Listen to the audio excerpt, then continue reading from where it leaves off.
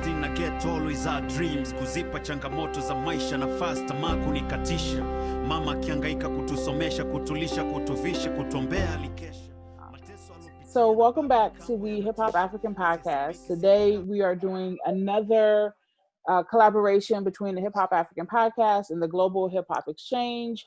And today we have a nice collection of hip hop artists, hip hop heads, scholars, activists, and so forth. And so I want to introduce folks because last time one of the questions was, people looked up who the people on the call were. And we're like, there was like so much information that they didn't know. So it's kind of like if someone is talking and just kind of being able to find out who that person is and knowing. So I'm like, okay, well, let's try to do a kind of a better job of letting folks know who's on the call. So first we've got Miko, who is from Planet Earth, Planet Rap, which is a segment on Chuck D's and You Don't Stop radio show. They play, talk about, and celebrate international hip hop from all continents. And Miko is also a recovering media lecturer, and now he kind of does the Planet Earth, Planet Rap, as well as work with. You're still doing some lecturing, right? Is that correct? Or No, not. I mean, on a very rare occasion, but I don't really do that anymore.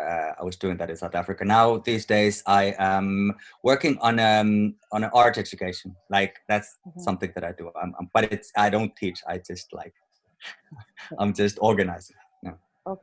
Okay. And so also you spend a lot of time in South Africa, and so I think that a lot of your experience and work in Africa, specifically in South Africa, has really kind of helped elevate African hip hop voices on Planet Earth, Planet Rap. So it's, definitely you cover the entire world, but there definitely is space. There is space on that program. And you guys can 24 hours a day. So you're part of Chuck D's and You Don't Stop radio show, but you are also playing 24/7, right?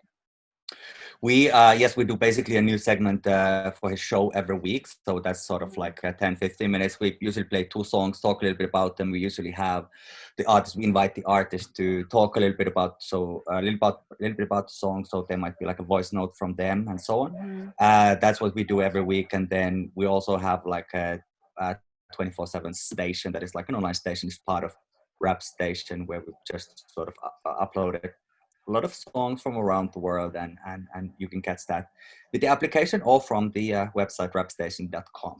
Okay, yeah, because I have the app, so that's where I just click on the app and you can what you guys are doing. Okay, that's a good place. Yeah.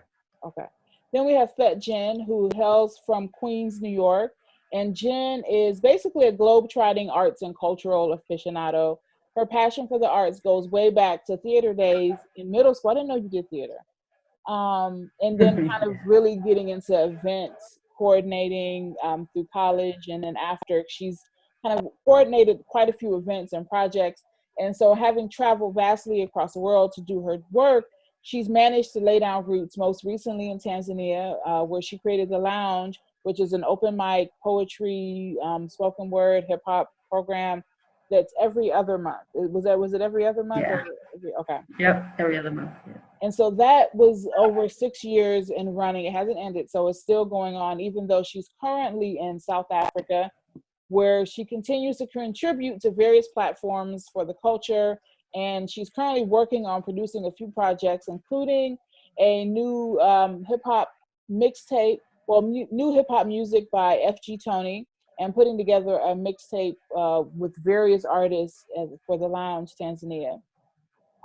Then we've got Hustler J Mau Mau, who is a hip hop MC from Kenya originally, and really kind of was influenced by the 2007-2008 election violence that happened in Kenya. And I think a lot of us, remember when that was going on. And so as a young artist, kind of really got more involved in hip hop as an MC. So he was inspired a lot by his own family members, as well as hip hop legends like Nas and Common, and African artists like Salif Keita, and kind of more recently, Babaluku from Uganda, who's from Bataka Squad. and has done a lot of projects, including the Uhuru Africa 2012 project that he was on. He also has been involved as the Kenyan ambassador to the Generation Hip Hop program, which is a U.S. foundation working with the Universal Hip Hop Museum to establish new forms of representation of hip hop culture. And he's kind of, done quite a bit of work. And he's currently in 2016, you also became the manager on the ground for Massa Music East Africa, one of the biggest music production labels in the region, under the Swedish rapper Kenring. Yeah. And where are you currently? I'm in Austria right now. So currently in Austria. Okay. Yeah. So everybody's kind of all over. So Miko, you're in Helsinki. Can I say, yes, I'm in Helsinki. Can I say something that is very funny, because when I started to listen to rap music that is not from the United States, Ken Ring was like it was the second artist. I started because I'm from Finland. So I started listening to Swedish rap music, and Ken Ring was the second artist. His album, classic stuff, like that's very nice. Yeah. Sorry. Yes. So that was an interjection. Yes, I'm in Helsinki, Finland. Yes. Okay. And Jen, you're in. I'm in Pretoria, South Africa. Okay. And I am outside the Washington, D.C. area. So one of the things that we were kind of, in terms of trying to figure out what are some of the topics we're going to discuss, there were kind of two themes that emerged. One is all of us really dealing with the day-to-day of kind of the lockdowns, the quarantines, and kind of how this has impacted us as individuals, as parents. And so just kind of want to find out from everyone, how is everyone doing in the age of the lockdown? Anybody? Okay, let me ask this, because as parents, so I think most of us, our children are school age. So how are you dealing with that in terms of kind of doing your thing, but then also making sure your kids are still learning their kind of basics? Right. Maybe I can start because mine is probably quicker since I have an older teenager. So my son is 16. He's in 11th grade and he's doing completely online schooling right now. And so every week the teachers will send him messages with the assignments. And then I'm also teleworking from home now, which is new 100% throughout the week. So they copy me on all the emails. So I'm also checking not work emails, but I'm checking his school emails so that I know what the schedule is, and then I can follow up with him because, teenagers, he's on his computer all day. Who knows what he's really looking at while he's on the computer? So I go in, where he's working at from time to time to check in on him. Like, what are you doing today? What's the schedule? How are you doing? So it's more of a light touch, I think, for me, because I don't really have to ensure that he's engaged or stimulated and what have you. And he has a set curriculum from school. And you're able to kind of do all your stuff from home. So I know you said you're teleworking, but also the projects that you're doing, the right. Lounge Tanzania, and also FG Tony is also that same 16-year-old. So yes, FG Tony is my 16-year-old son who's now rapping. So now that's my latest project with him. But yeah, so luckily, I was in Dar right before the lockdown happened here in South Africa. In Tanzania for the 6th anniversary show that just happened in March. And so I was able to be there and help organize that show. And then with the mixtape album, while I was there at the same time, we were in the studio with the artists and laying down some tracks. So now that we have all the recordings done, now I can do the final touches with the producers, etc., getting the content ready for uploading. Because it's going to be digitally distributed. When do you know yet what the release date is? Yes, I haven't really figured that out. I was trying to see, in this time of COVID, it's going to be digital. Then when should it be, kind of thing? Is there maybe some date in Tanzania that's really significant where I should plan it around? And so I haven't quite gotten there yet. So I'm still thinking about it. Okay. All right. Miko? Well, I've got two boys. One of them is on 6th grade, so he's 13, and the other one just turned 8 on Friday, and we had a just birthday party here.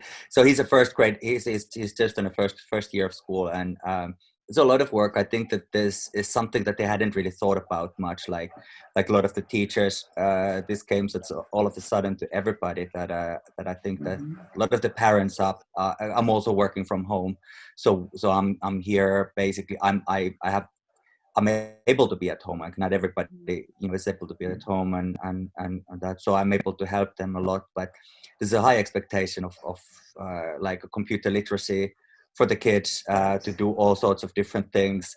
It seems that a lot of the teachers are using different platforms. Some of them are using Google Classroom. Some of them are using what is it called, Microsoft Teams and things. So there's like a whole lot of different things that are happening, and I think that because the main problem, it's a challenge or whatever it is that the teachers, they want to do good work. I think a lot of the teachers, at heart, they really want to do a good job. So they are feeling like they're letting these kids down and they're not able to teach them as well as they could. So they kind of end up giving too much work. And there's a lot here. There's a lot here to process for the kids. This is a whole completely new situation. I'm not even talking about us as a parents, but I'm saying that this is a whole new situation for the children as well. They can code, and I think that it's a kind of learning opportunity that you kind of like need to, maybe it would be much better to focus on like building on the phenomena that we are dealing with right now, rather than trying to follow the curriculum to the dot. But yeah, I think it's early days. I think it's been getting easier. We've been doing this for 4 weeks now. Now as we talk Easter, so tomorrow we're going back on Tuesday and to our kind of daily grind, and it's a little bit over a month now, and yeah, it's getting a little bit better. But it was tough initially. It was very tough initially. Just so much stuff. But you're also just to add on maybe quickly, when he talked about, maybe some of the curriculum can be focused on what's happening right now. And actually kudos to one of Anthony's teachers in global issues class. They actually have a project that they've been working on for the past few weeks about global pandemics. And so he could focus on COVID at this time. Yeah. And this is a very historical time. I mean, hopefully we will never, even the children don't have to go through this again. Hopefully. I say so this is the kind of stuff that they're gonna be asked about, like when their grandfathers or mothers or whatever, it's gonna be asked about them, like how was it when this thing happened, and basically all are they gonna be able to remember? They haven't really been that. Well, it depends, but that's also something that we as a parents must do. But this is maybe the challenge, is that as a parent, your problem is that you want to also raise the children as well as you can. Now the football team is saying that do these exercises, the school is saying that do this, then if there's any other hobbies, there's like all that stuff. So as a parent, you're just kind of like a middle person executing everybody else's plan to your child. And that's a weird thing to do as a parent. But you're working from home also, in terms of how are things going with PE, PR? Are you guys, has this impacted that? No, that we always do that from home. That's Okay. PR is me and my wife, and we always do it from home. So that hasn't changed anything. Like we have our own setup here. We have all the microphones and everything. Oh, nice. Like a small setup that we have here. So as far as Planet Earth, Planet Rap goes, that's service as usual. Okay. All right, Hustle J. How are things there? How are you handling stuff? Yeah, in Austria, I think everything is just working offline, online, and I'm doing my studies right now, and I'm doing my own classes through Zoom every day, and and it's tough because the one-on-one with the teacher is now through the online, and also is, for me, I think is a good relief, because I was working a lot and going to classes after work. And for me, I feel is a good relief, because I will have more time now to focus on just studying and spend more time on books. The other thing with the kids, they are just receiving their homework right from school through emails, and we have to check with them and supervise what they are doing and check. But the good thing here is I'm in the countryside, so I am able to have some walks around in the bush. I don't go mostly I'm not going to the supermarket because I don't want to put on the mask when going to because if there's a must, you wear a mask, and you have to pick a trolley you get into a supermarket. Even if you are the two of you, you have to pick, which I find is, for me, I don't want that. So I don't go to supermarkets. I'm left with walking to the forest, and that's all. Okay. I feel is quite a challenge, but for the people living in the city. Okay. Now, what about your work, your music and stuff? Are you still able to kind of work on your projects? Yeah, now that's with writing, I can write, and with recording, no, because I have to travel to my friend in Sweden, and now is when I'm thinking of having my own studio at home. Yeah, Mhm. yeah. Because it's a big challenge. Yeah, Okay. Jay, how old are your children? one is 11, 8, and the smallest one is now 2. It will be 2 in Wow. June. Yeah, Yeah, so that's a lot of work. Yeah. it's a lot. Yeah. And also kids don't understand what's going on, unless we tell them, because we try to explain to them what's going on. Yeah, but they seem to think it's holiday, it's an holiday. Right. Yeah. Right. And when you're trying to tell them, can you do your homework, because they have a bunch of homework given by teachers, so Yeah. they want to watch movies. It's Easter. Yeah. It's a big challenge. Yeah. Yeah. Yeah. I know how that is, especially with the younger one. It's the same exactly. Yeah. Yeah, my son he just turned 8 on the 11th of March. So it was right before the weekend before the shutdown.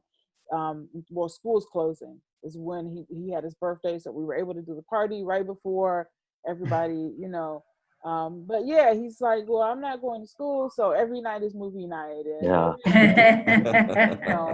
so trying to get him to focus and stuff has been tough. And then he wants to go out, and just like a lot of other kids, we have 2 kids right like his same age right across the hall from us, and he doesn't understand that they're right there but they can't come over, like we Right. can't. So that's been really tough. That's really, it's because he's the And then only how is child. it for you with you're supposed to be in classes? How are you doing it? Are you like the teacher that's sending the work online to everyone? I actually ended up having to cancel quite a few assignments because I was overzealous, and I'm like, oh, we can do this and that.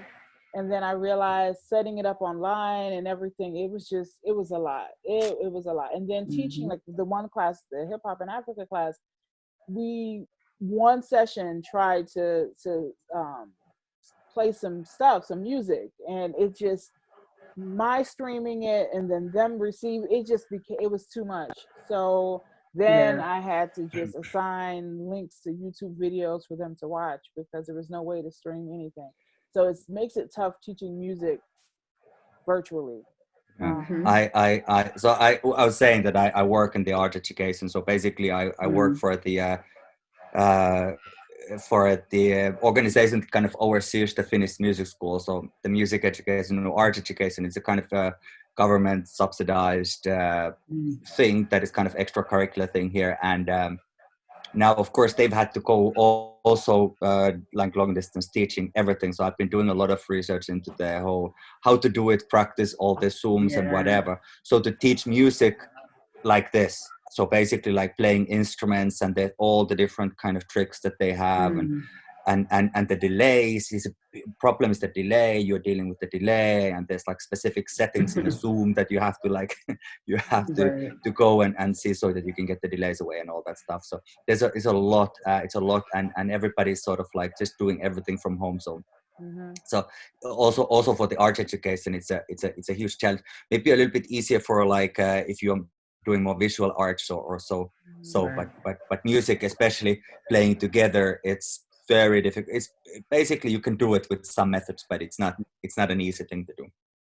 No, it's not. And I mean, the hip hop class I have, we've got 30, well, technically 35 students, but I think really only about 30 that are regularly showing up, because some international students, one had to go back to South Korea, the other one went back to Nigeria. So just time wise, it's just, and the class meets at 5 p.m. our time. So South Korea, that's, so yeah, but I have liked the way that I think hip hop is responding, and I think with the D Nice kind of kicking it off with his kind of live shows, which was amazing, and then all these kind of other DJs also doing stuff live.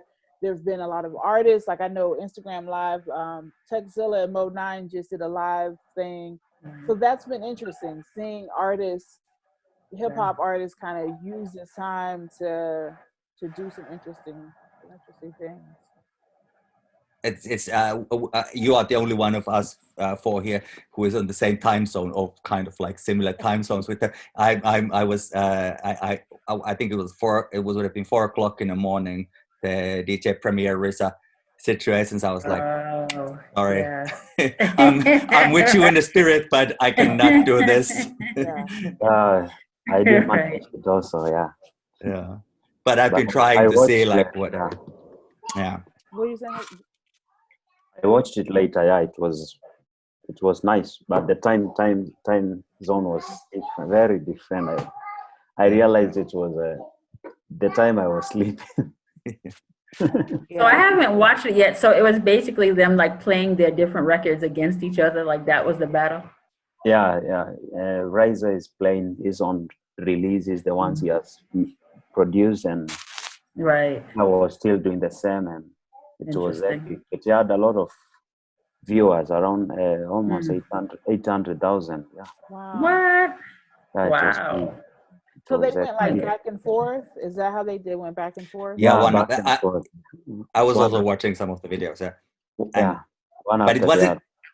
I think what was a little bit maybe misleading with some but I think it was just a promotion of it, but it wasn't really like a battle. It was like, I mean, these people are friends, and they're like, I mean, who is better? You can't really like say who is better anyway. Like it's like Wu-Tang Clan and then DJ Premier, like Yeah, exactly.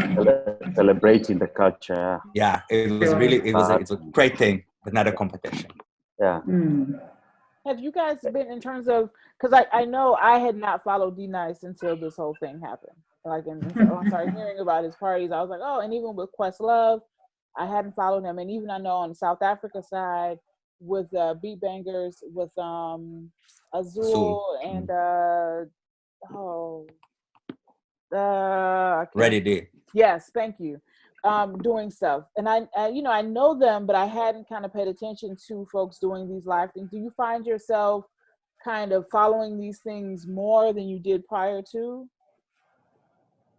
Definitely the live stuff. So I was following D Nice before, and also his photography page. So, he's also a fantastic photographer. But then this live thing, again, the time zone difference for me, but luckily I'm waking up, like he's like still playing, it's just like his slow jam hour or something when I'm waking up. And so I do find myself now paying attention more to the live feeds for different people. Like I wasn't really into live before, but now I'm definitely like paying attention more and looking for stuff. There's a lot of it. That's what I've noticed. I think it's just maybe too much. I feel like there's I mean, and you can't blame it. Like, I mean, the content is content and whatever, but I think that there's a lot of live stuff now. And I have this thing, and this is very petty, but like you accidentally click into somebody's live, and then it says that, oh, somebody has just joined, and then there's like 5 people or 3 people or something. And I'm like, when can I leave? The pressure. It's like everyone now all the people are connected socially, and not like and everyone is doing their own thing and playing their own thing. Like there's a page here with 254 DJs. And they are playing 24 hours, like DJ after DJ, DJ after DJ, and you go to Instagram, is playing, and sometimes you just, the way you just said it, you just get in, you check how many people you are. You realize this. Then people, I think most people want where there is a lot of trend, where people are like I saw PD was speaking yesterday about this campaign. A lot of people want to rush where there are celebrities. Yeah. And I don't, by the way, say this in any kind of like, I'm not valuing one or the other better than that, but it's just that if you are one out of like 3 people, then they will also notice when you leave, like, when there's only 2 people left. So, the so social pressure. So you don't want to be rude you about that. Rude, The funny thing with it is some people are just like turning on their cameras and others are cooking and others are just seated and nothing important. You can't just start watching someone.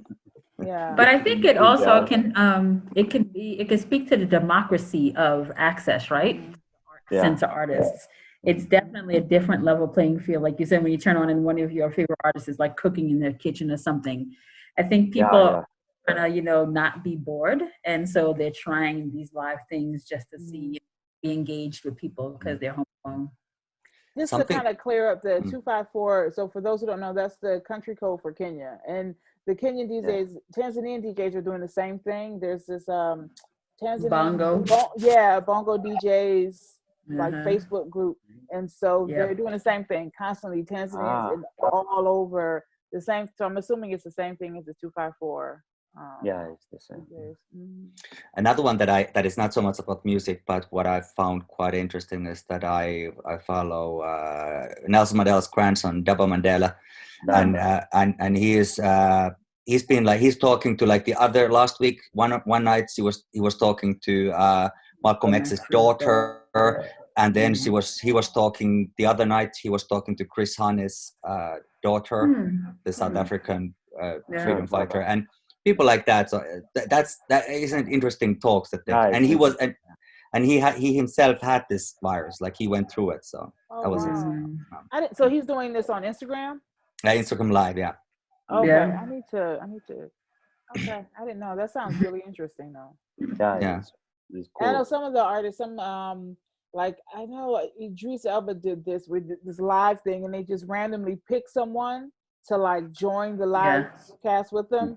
And so, of course, it's very random. So you're always like holding your breath, wondering if this person that they've picked is going to, because people just, you never know. And then sometimes they ask questions and you're like, that was not a good question. It's risky. I just saw the other day there was a DJ playing, I don't know, it's from US, and then all of a sudden he realizes Michelle Obama is watching the live show.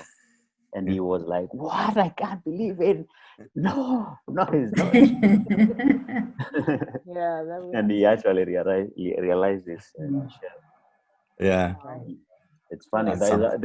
I think this thing has created some kind of social connection whereby there's a lot of connection and people are trying to realize the new power of music, the new power, how music can play a big role in the society, because a lot of people are bored at their homes right now because they are not used to this. And where do they turn to? I think if we had no social media and we were living this way right now, I think it would have a very great effect, because from my understanding, from how I've seen like the culture here, is the times we are living is like they are not much different from their normal living. It's like people are used to this type of lifestyle whereby you're just yourself in your house, and maybe they never used to get to social media more before, but right now is whereby they are turning to social media for news and everything.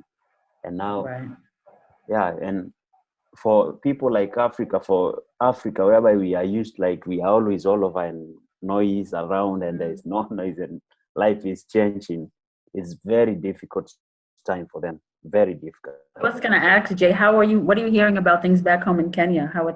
What are people saying? In Kenya, people are still, my people a lot, they follow news.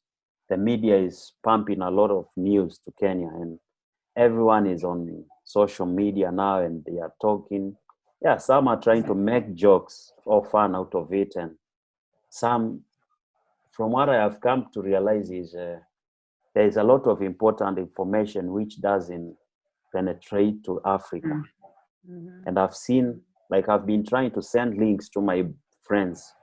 I have some lawyer friends we normally connect for information and stuff, and they can't access some information when I send back. They tell me, yeah, this one is, you can't feel, this one is blocked, this one is like this. And I realized, Africa has a big blow of information, because they are not, what they get is the normal main media information, and nobody is there to speak to them. Like, I've been watching this guy from US, the Dr. Shiva.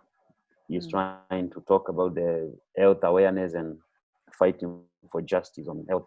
And that information is not penetrating to each and every part of Africa. And considering there is no good social network connection in Africa of internet and everything, it's still a big challenge. So most people don't understand what's going on. They just hear there's corona, but they are not like, they don't take it serious. Like, they don't, some even don't know what's happening, you know. They don't. And it's kind of a mix, because when you go online, you realize even learned people are posting things they don't know. They are like, they are posting information they don't understand. So it's kind of a mix up. And and there's a lot of misinformation. I realized the best thing is, if you want to stay healthy upstairs, is turning off like these notifications and a lot of crap online, because everybody now is a doctor, everybody is a right. Everybody is a politician. I've muted all my groups for sure. It's a lot. It's a lot. And I realized last week, the week before, I used to read a lot online and reading, and for my mind was like, no, I can't sleep. And when I go to sleep, I can't even like sleep. I'm all nervous and stressed, and Then I said, from last week, I said, no, this week is, I just have fun, not reading anything. You're okay, because I've tried to check like one information which was saying, I think you all saw it, about mafias distributing food to Italian people. There was a newspaper which wrote about mafias are distributing foods to Italian homes. And they are talking about how, it can be an effect, and the police. Then all of a sudden, I see an Italian guy, a lady in Kenya, post the link, and is like, you see what's happening in Italy? Then an Italian guy commented there and said, actually, these medias think we are living in the old ages, whereby you can just write anything. This is nothing. This is not happening here right now. We have security. We have everything. So that's how I realized. I think this is really a great time for media literacy skills, sort of 101, and kind of there's so much information like that, and there's a lot of, and now you've got like these world leaders saying all kinds of stuff. But then they are competing with like these memes, and this is something that you kind of like almost worry when you're looking at these kids, when they are like getting the information from memes, and it's like, I was saying to my son that not all of them are like accurate. They might be funny, but they're not necessarily always accurate and things like that. And of course, it's like it's one of those things that we have to be particularly careful. Think about. I don't really like follow news. That's basically what I mean, that I'm a recovering media. I don't follow news. I don't follow news at all. I kind of stop doing that, because it's a kind of like a flow of information that just kind of takes over your life, and then you are just sort of, you're not really looking at the big picture. You're just talking about the latest development, and the speed is so important, and instead of sort of substance, and I always go to there's a government website that I trust that is about the health and sort of things of that nature. I go and see, what they're saying, if there's any new information, so I know what is expected from me. I watch the government press conferences directly, so I don't read them. I don't read about them from the newspaper. That's not to say that I necessarily like they're politicians and they talk like politicians do. They're, prime minister, whatever, despite the fact that people have been going on about how we have like these 30-year-old women, government full of 30-year-old women, which is true that this is basically what we do have. But so everybody's saying that's a great thing, and it is great thing. I mean, if they're good politicians, but nevertheless, you listen to them, and then they say what they say, and you take it from there. So right. I think that I find the news so depressing. So I don't even I had seen this. There was someone who was talking and was saying, we humans are ultimately social. We are social creatures, and we do need interaction, physical and social, with others. I think it is actually very important that we are recognizing that mental illness is going to be the next wave of this epidemic. And I think it is very important that we do stigmatize mental illness. Because when you look out there, it's not about the COVID anymore. It's about the pressure you are getting. Like, they are 19. What about us here? They are 200 there. What about us? Every time you are focusing on that news, it comes back to you like, what about us? Where are we? And it's giving people a lot of pressure. You are not working. What about work next? What about financial status next? I think there's going to be a lot of post-traumatic stress after this. That's right. Yeah, that's just what it is. Even now with my son, we had to stop watching news when they were talking about it, because I would notice he would walk into the room and we'd be watching news and he would just physically, I could see the change. And so we said, okay, no more news when he's around. And then at one point he went through a period where he was scared to go outside. Even though we said we were going to a safe space, he wouldn't go outside. So and seeing that in an 8-year-old as a parent, your heart breaks and you're like, okay. The mental health issue is going to be, definitely. Actually, I talked to one of my friends. He lives in Linz. Is another town here in Austria, and he was like, I went out I was going to a supermarket, then I come close to an old person, then he's like, stay away from me, don't cough, don't stay away from me. And you can see how people are receiving this is not positive anymore. And so he was like, he thinks I'm that just black person who can infect him. And he never felt well. He felt very bad. And then even the African students in China, like the Africans in China were, there was all that stuff about some of them being kicked out. Yeah, we have seen news of that, but nobody knows what's going on exactly to say. Is it about the documents or is it about, the real racism? Yeah. And now what has turned is now the Chinese who are in Africa facing hard time, because I had one of them, they went and burnt his house and he had to run. Wow. So it has turned, it's fueling violence. Yeah. And it's all, and if you look well, and it's all about media. It's media. And BBC picks it and puts the headline, Africans in China are being murdered. Africans are sleeping in the streets. CNN picks it and puts it up there. I actually saw Obama and I knew Trump said like, this fake media, he's trying to give people an highlight to see, this media, most of them are fake because they fuel crap.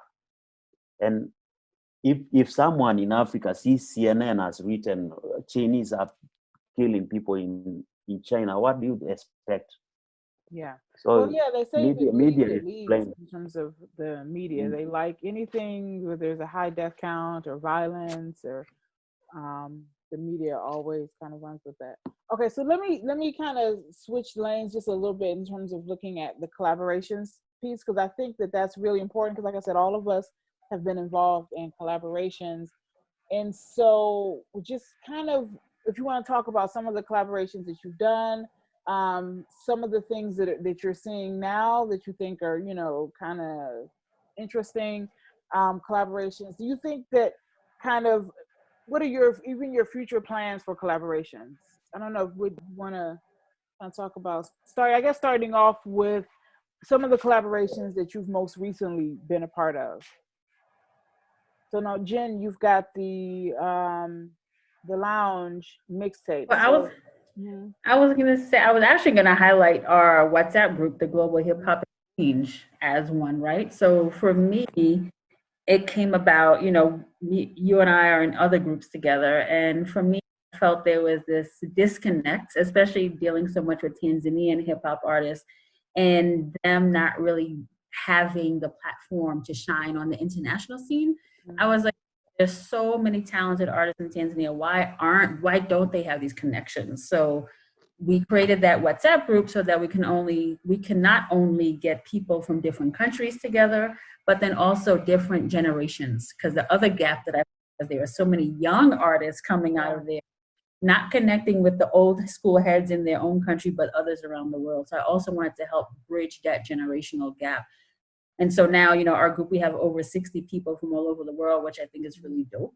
And I really do believe in the power of networking and connections. And so that's just something I enjoy doing, is trying to put people together.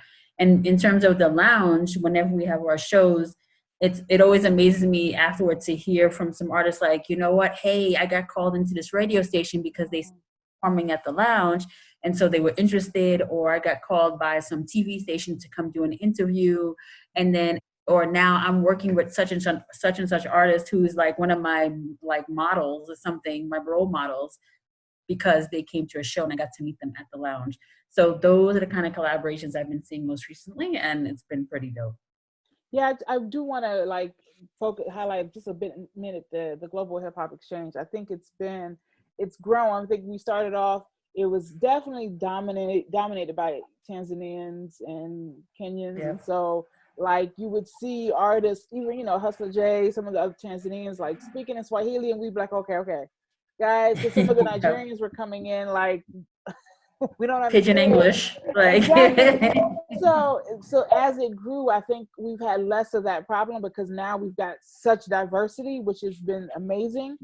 So yeah, the Global Hip Hop Exchange WhatsApp group is great. And then, we also kind of, I think because of it was so heavily dominated by, hip hop is dominated by men, period. Wherever you go, it's just a male dominated culture, genre. Right. And so I think there was a debate, I actually remember what the debate is about, but there was a debate about women MCs. And so I was like, so we ended up kind of putting together yet another WhatsApp group that's just women MCs and women in hip hop.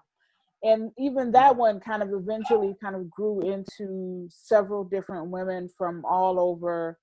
And then I think there was some Francophone artists that were kind of like, wanting to, but yeah, it's the language thing. If communicating cross linguistically or what have you is the main issue, I think that's a good issue, because that means you've got a lot of different diversity. And so, I definitely, I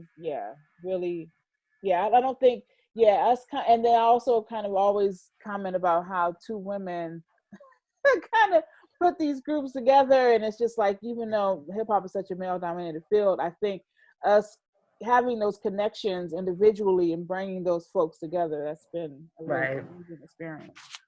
Right.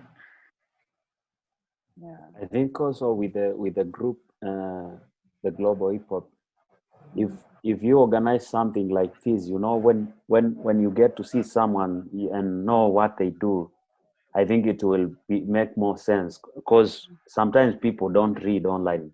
Because now I know Miko, I've been just seeing him post stuff. That's right. Yeah, now I understand him deeper, and we are connecting more now. Yeah. And I feel also it should happen for all the other people there. Like if you're bringing 10-10 every time you're doing this, and 10-10. Yeah. At the end of the day, they will know, we are here. If I need this, I'll get to this. If I need to, I get to this one. Yeah. That's right. Yeah, you build the trust, and then even the conversation in the group will be much more richer because we trust each other more. We understand each other. Yeah. Yeah, so that even when you are chatting, you know who you are talking to. That's right. And I really agree 100%. I think there's been it's been an interesting thing, and I always sort of like go, I have it on mute as I do with the groups, and then I go and scroll through the all the text in the morning, and some mornings I'm very happy because there might be like 80 messages during the night. So these things can happen, but it's very interesting, and it's very good because, like I said, I mean, I don't really have any about that specific group much to add, but it really isn't for me because we're playing a lot of music. So it's not just that sometimes you find music, you find artists like that we have been supporting, but also you might be asking for contacts, like saying that, does anybody know this person? Do you have contact for that person? And so on and so forth. Because this is one of the things that, for instance, for us is very complicated because we are playing music all the time, but we are not relying on, we can't and we are not relying on like people just sending music in, and we are just like, let alone like record labels doing that. So we are constantly on a lookout, and we are asking people to send music, and a lot of the music that we're playing is music that we have just sent an email saying that this is a nice, like I heard this song, it's a nice song, would like to play that, can you send us a MP3 or a WAV or whatever, like it's the file, and then we kind of take it from there. So I think this is something that is been changing, and the internet, like since the MySpace, like is kind of like what started for me. Certainly I was doing a similar show in South Africa at the time, in Cape Town, so that's where it kind of like started from MySpace, and it has really made this possible. What we do in Planet Earth, Planet Rap would not be possible without this kind of things. I'm talking about social media, and I'm talking about kind of like these methods becoming more democratic, because you couldn't hear that music from radio or anywhere. I'm interested in finding out, in terms of looking at the collaborations that we've all done and folks that we've encountered, how many of you have really, well, I know everybody has, but in terms of the friendships, the genuine friendships that you've developed. So like I know Miko and I are good friends with Yugen Blackrock, and it literally kind of was that you connect with people for some other project, and then you end up like, so how can you kind of talk about some of the actual friendships that you've developed with individuals through these collaborations? Well, I can say that we deal with a lot of artists. We deal a lot with like, we've been doing this now for sort of 9 years soon. And before that, I was doing another song. We deal with a lot of different artists, and some of the music we've been playing for many years, and some of them depends on the personality. But I think I met a handful of people, but I know a lot of people. Like these days, we're living in a world where you can know people quite well. Like I met Yuken once, but then of course I don't know. I mean, but we know each other otherwise. And there's some other people that we met in South Africa when I used to live there. It was some of the South African artists that you would meet there and all that stuff. But it's like now, for instance, recently, like TY from London is of Nigerian origin, like the UK legend, and he was in coma because of this coronavirus situation and all that. And I really found that quite distressing in many ways. I mean, not to say that I would be like unemotional about something like that, but he has been always so kind and good to us. And because I was a fan of his music before I kind of knew him, I was really like, it really kind of like took me back. Just how much it did impact when I heard about that. I was really like, I felt really a lot about that situation. Now I'm very happy that he's feeling better, and hopefully he'll recover fully and everything's gonna be fine. But yeah, it can be deep. What about you, Jen? Because I know that you're like friends with Lufunyu and some of these other artists that you've collaborated with, but have ended up being like just really good friends with, like on a personal level. Yeah, definitely. Tanzania is very dear to my heart since I lived there for 5 years. I was there for work, but then creating the lounge and just working with so many of the artists that are underground artists, right? So you get to learn their story, right? You hear about the struggle, and you can just, they're passionate about it, and this is what they want to do. And so for me, it's hard to separate, the emotions and getting connected to people. Most of the artists that come on to the lounge, we become like family. So we stay in touch online all the time. We hit each other up to check in on each other. And I really do consider them family. So yeah, most of the artists, we're actually really good because we just stay in touch. And they'll repeat our performers on the lounge like that. And then, you know, I've even gotten to the point where people are asking me to be their manager. And I'm like, whoa. You know, this for me is like a side hustle. I don't know, being a manager, that's so much work. And I can't time. But I definitely do try to help them as much as I can, promote their stuff, etc. Yeah. No, it's definitely for me. I think it was surprising the artists that, you know, I meet, and some artists you do an interview and then it's done, you never really speak again, or you kind of just communicate when they're trying to promote a project. But then there's some artists that you just end up being friends with, and it's like they become, you know, like family. And so it's definitely been interesting. Like with Yugen, you know, we met and at a cafe in Joburg, I can't remember, over in Maboneng. And, you know, like literally by the end of the conversation, I was like, you know, going to her place and hanging out. And so it's just like, there's some people that, you know, again, there's other people you meet, maybe they come on the lounge or something like that. And it's like, okay, you know, you wish them well, but they may not necessarily be people that you're like, you know, that you genuinely would be friends with if there was no art involved. Right. I'm just saying quickly, I found it very funny because when you were just sort of like saying that these artists, when they're just about to release an album, I know it's like a science. I know that I start getting like a tweet or Instagram message like, hey, what's happening? How you doing? Long time. And I know that in the next week there's gonna be a new song coming. Drop something. It's always like it's like a guarantee. Yeah. I was gonna say I will shout out one artist. It was like divine intervention that we met in Tanzania, Akua Naru. Yeah, so she was in Tanzania. Like she came to visit a friend there. I was in country still at the time, and we had a show coming up. And so a friend of a friend, Major, made the connection through him, who's one of the like original graph artists in Tanzania. Met up with her, and she's super cool. And so she had a couple of shows lined up around Zanzibar, Tanzania. So I actually like went and helped out, and like was kind of just became like her road dog on a lot of her gigs. And then she came and performed at the lounge. And then since then, we are definitely in touch. We WhatsApp each other all the time. She had to go to the Lesotho for a project. And then on her way back to the States, she came here and stayed at my house, and we hung out for a weekend before she went back to the States. So I could definitely say we've become friends since working together at the lounge. And I think, you know, just in terms of looking at artists, that it's, and I mean, Hustler J can probably speak to this as kind of the resident MC on this call, but like when you meet people and you establish those friendships, for artists whose kind of careers at some point you don't necessarily know what, it's hard to discern who's a true friend and who's kind of around you because of who, you know, your MC so-and-so. And so I think those, I definitely think artists themselves appreciate those friendships that were there when they were still struggling, because those friendships seem to be, you know, I don't know, Hustler, maybe you can kind of speak to this, but I think as an artist, I always meet new people and new people with new stuff, new ideas, everything new. So I don't like say, yeah, I have those we started with. No. I always welcome everyone, because I know, from everybody you can learn something, you can collaborate in different ways.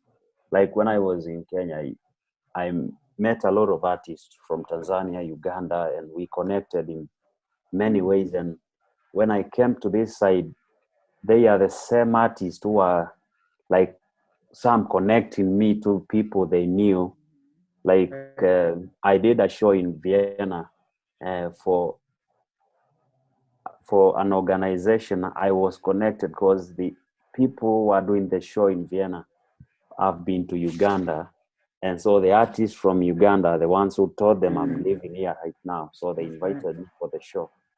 And after we connected with them, I met other few artists from Vienna, and we have always been planning to do stuff. And I've worked with now 2 artists from here, Austria.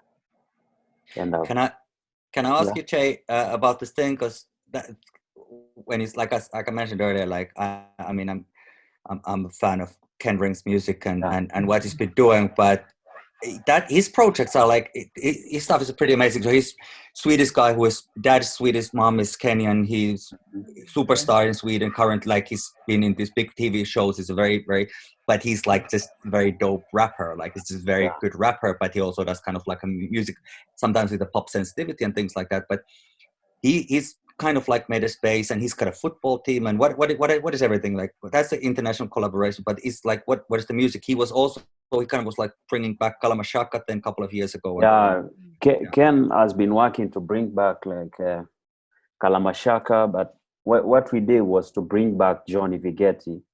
We worked an album for him, and now the album is out, and we are trying to work on the second album. But Johnny never got a visa to Sweden, so that delayed everything to work on the second album. And Ken is also busy with his shows, and we decided to start a football academy, and now we have we were thinking of building an academy in Mombasa, where he has a big land there. So we are still pushing on it and trying to do some stuff in Nairobi and to see. But we do now annual, like bringing up players together, organizing like a connection and trying to get them to teams in Sweden and Europe. So he's doing a lot of, he has new music coming, and he's working on his last album. So he will. I think this April he will release like 2 new songs. Okay. Yeah, a lot of people don't know that he also has done a collaboration with the late Mr. Devious from South Africa and Prophets of the City. I want to say also when they went to South Africa. This was like a lot before. These things were done. Like these things, they didn't happen. They happened. He has done a lot of stuff. He has produced for they are called the Smith and Wesson. Wesson, from US. He has produced for he has produced for Eminem. He has produced for this other guys. Master Hayes, he has worked with many global artists, but you know when you're rapping in your own language, people tend to think you only listen by people around you. But he's a big rapper. It's always interesting to me how people are because obviously we play music in all sorts of languages, and a lot of them we don't necessarily speak ourselves or understand, but it's like, because people are saying like, the lyrics don't matter so much, it's about the flow and all that, because the pop kind of rap music, the lyrics don't really they don't say much. So then like, why wouldn't you listen to it in some other language that you don't speak, and like, what does it matter? But then somehow that's also a different thing. So there tends to be, every country tends to have this kind of a situation where they feel like there's 2 rap scenes. There's the American rap scene that we all know, and then there's the rap scene in your country, but nobody ever considers that every other country is also that country. And so it's people are very strongly like kind of like feeling like rap is the rap from my country and from America, but they kind of like close their eyes. The same thing I've experienced here in Germany. There's a very big hip hop scene in Europe, especially German.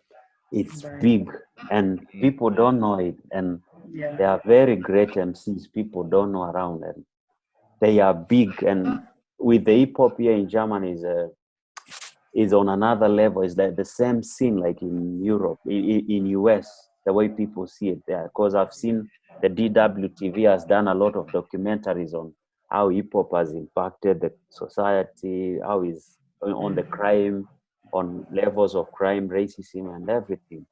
That is big. I've discovered like a few artists.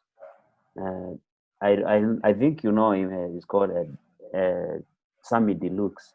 Yeah, he's a big MC over here.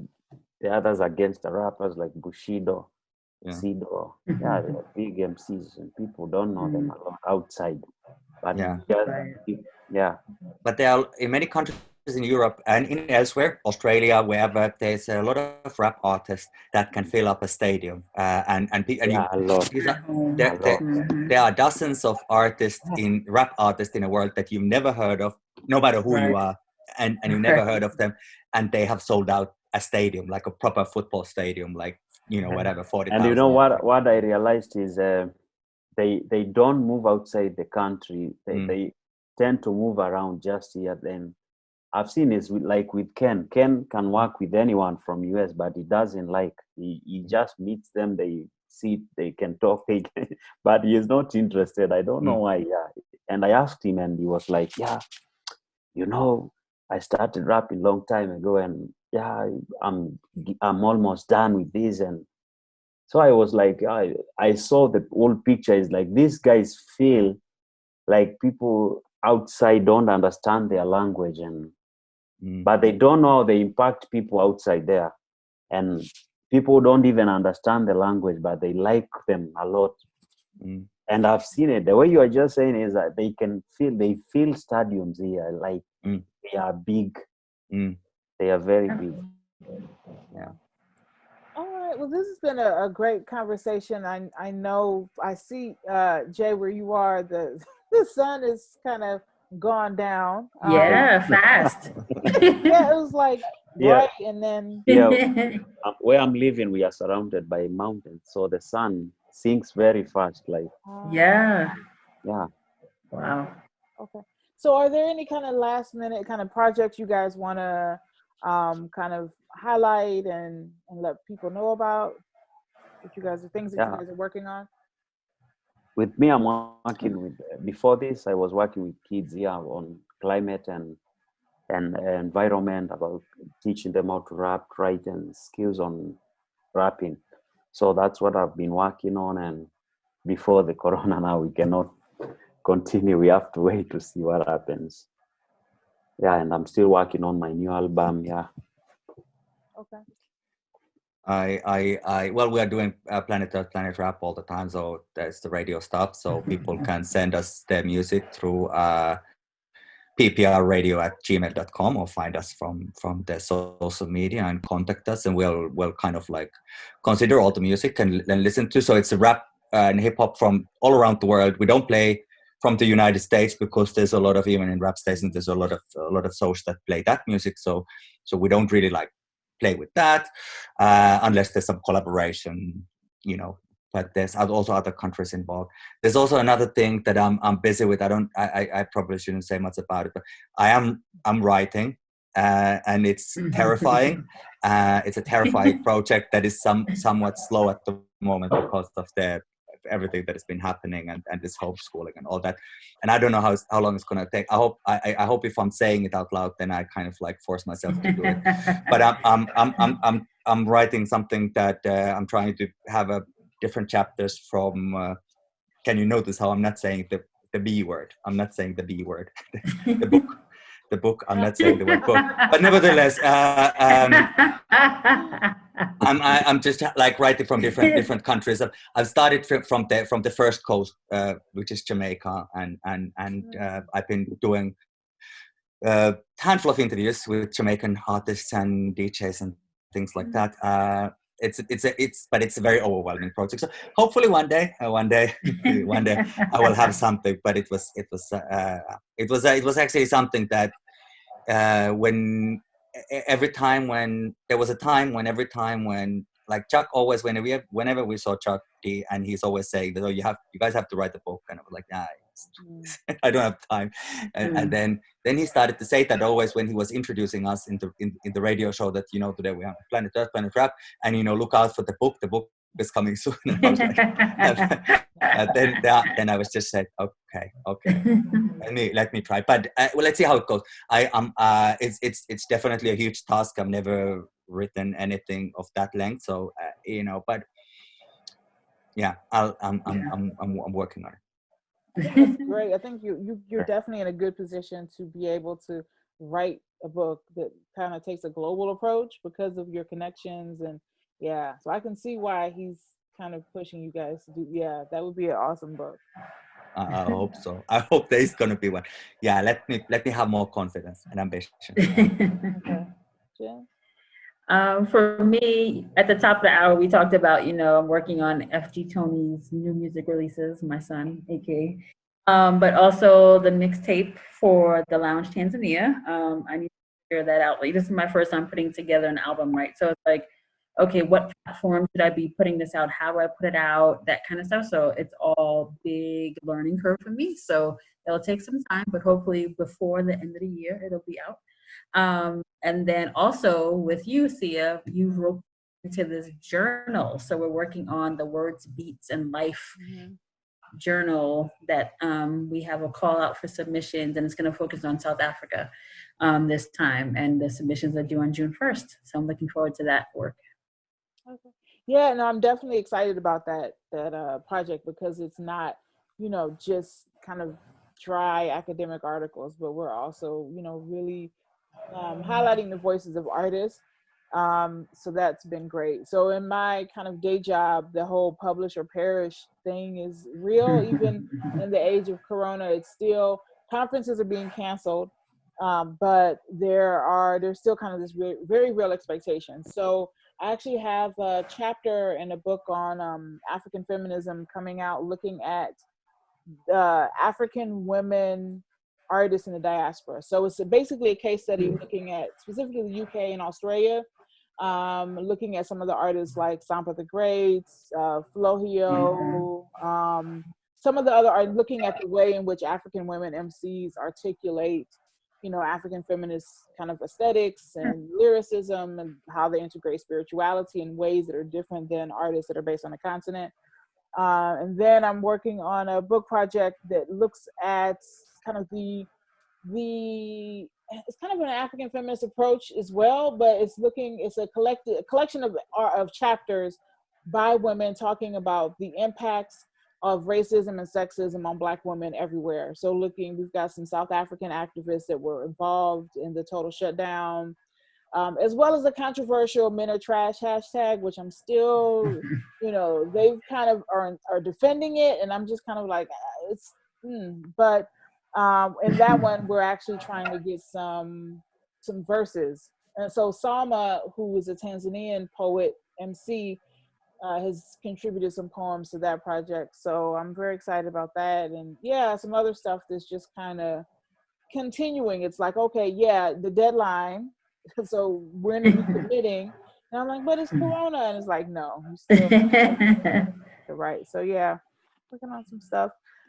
Okay, and then hopefully we will keep doing these. I definitely think that this has been really fun and has been productive, and just kind of being able to use this kind of time to get used to the Zoom platform and being able to do these videos.